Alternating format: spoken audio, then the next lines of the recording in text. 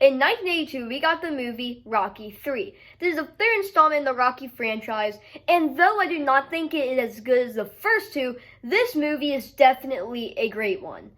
We see Apollo Creed in this one, except this time he has a little bit of a different role, and we have Rocky back with a little bit more success than he has in any of the other ones, but riding off the success, he suffers a defeat, and he has to find himself again and go back out and fight a new and stronger opponent that he has to work through. And but how does he work through this issue, though? He works through this by the help of Apollo Creed.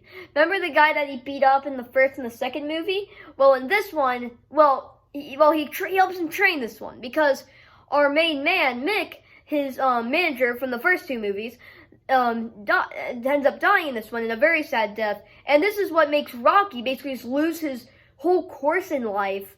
And he just doesn't know what to do. So he's like, you know what? I'm going to retire. I have all this fame now, all this money. My manager's dead. Yeah, I'm just going to retire. But then he suffers a defeat on his quote unquote last fight. So then Apollo's like, you're gonna come with me and you're gonna train because you have potential. You're not just gonna retire like this. You won't live with yourself. So he trains.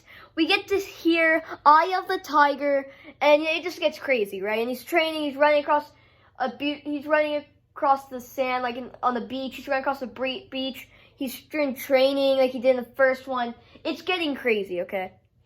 And I think a fun parallel in this movie is we get to see the main antagonist in this movie training like Rocky did in the first movie, and then we see Rocky acting basically like Apollo did in the first movie. So it's kind of like switching roles because here we have Rocky, who in this one is just he's rich, so he's just not really training a lot. Because he's like, I can do this, I can take him.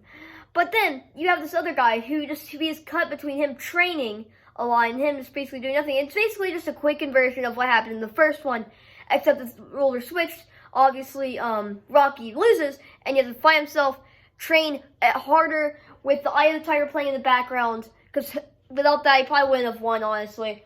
And he wins the fight. At the end, and here now we have Apollo Creed as his manager, which I think is a really nice relationship to see them both have, to see how they were former adversaries, or not adversaries, but you know, opponents, and now they're kind of working together to win, and that's a really nice twist of events to just see, because yeah, they really do work together as characters, and it's just fun to see. So definitely, this one is an amazing movie.